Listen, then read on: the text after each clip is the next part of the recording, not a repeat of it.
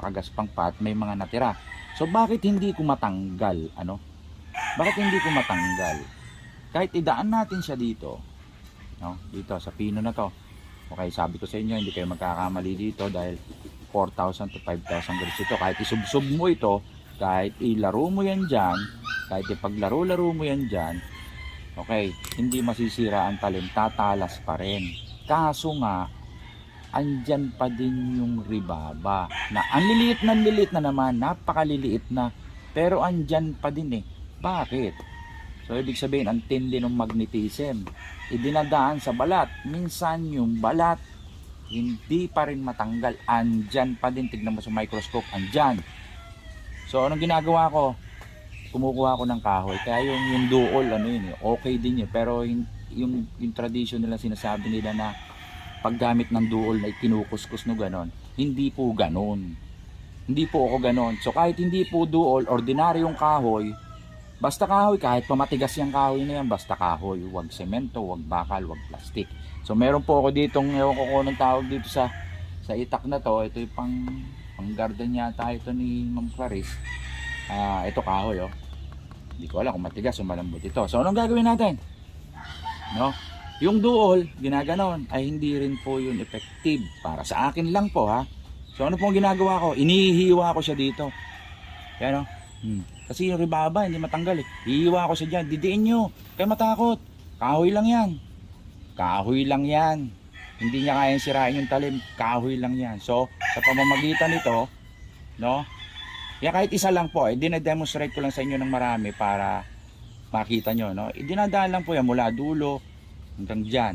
So 100% po ako natanggal yung ribaba nito. 100%. Oh. 100% tanggal ang ribaba nito.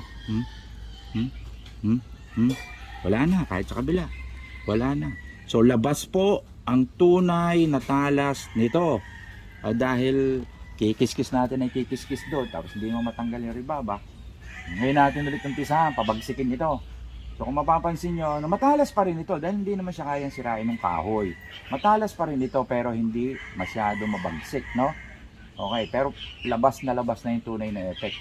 Kumbaga, dito tayo mag-uumpisang magpatalas ng talagang matalas na tari.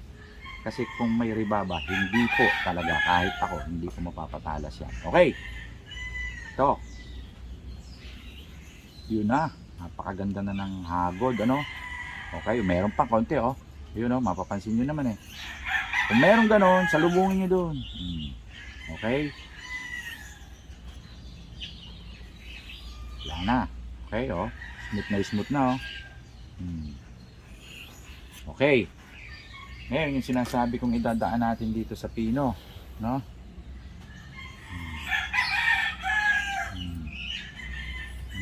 Okay, testingin natin kung gaano kabagsik. Wala ribaba. Walang ribaba.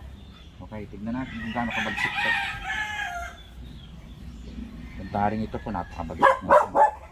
Totoo lang. Ito.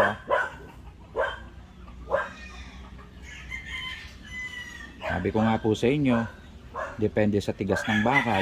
Kung yung bakal nyo napakatigas, no? Kung sobrang tigas ng bakal, ay magiging madulas po. Ngayon, ito po ako, kontento na ako dito. Okay? Napakabagsik na po nito. Pero kung ang bakal nyo po masyadong matigas, ang mangyayari po dyan, medyo madulas kasi napakapino. So, idadaan po natin dito ng kahit isang pasada lang na magaan lang. Okay? Sige, ito po. Tignan ninyo po ang pinikaiba kapag ipinasada ko ng isa dito. Magaan, isa lang. Okay? So, punasan natin. Tignan nyo po. Babagsik yung tayin. Dinadampi lang po yan. Hindi po idinidiin yan.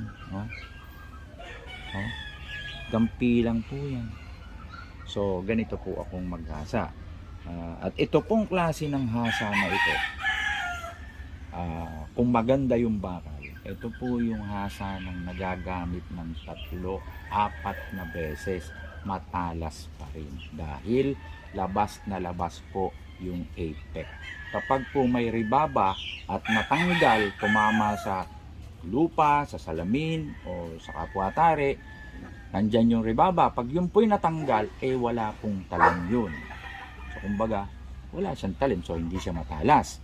So, ganyan po ako at binabahagi ko po sa inyo. Sana po ay meron po kayong napulot kahit konting kaalaman. At ito po ay part 2. Meron po akong previous na video na tungkol doon sa pagtanggal lang ng rebaba. Ito po ay part 2. Mas malalim po ito dahil dito po ay gumamit na tayo ng kahoy. Kahit hindi po duol, kahit po anong kahoy, kahit matigas yan o malambot. Yung dulo, ganun din po. Yung dulo, kung halimbawang nahirapan kayo na patalasin, madali lang po. Isaksak nyo lang po sa kahoy yung dulo. Kahit po, kung maganda po yung talimentary nyo at maganda yung pagkakahasa, kahit po isaksak nyo yan dyan, mananatili po yung tulis niyan. At lalo pang gaganda. Depende po yun sa ganda ng bakal nyo. Meron pong mga bakal na pag itinusok sa kahoy lang, nawawala po yung dulo. So ito pong mga tari ko, ito po yung Magnum Magnum po ito. So ganyan po kaganda yung quality ng talim ng ating Magnum. So ito po ulit ang inyong lingkod, ang inyong kaibigan, ang inyong agaper, Jack Gagalak po ng Livewire Game Paul Academy, Livewire Poultry Supply, Livewire Resort, Farm Resort, kung tawagin, at inyong kababayan. Okay, Jack Gagalak po. Maraming salamat po.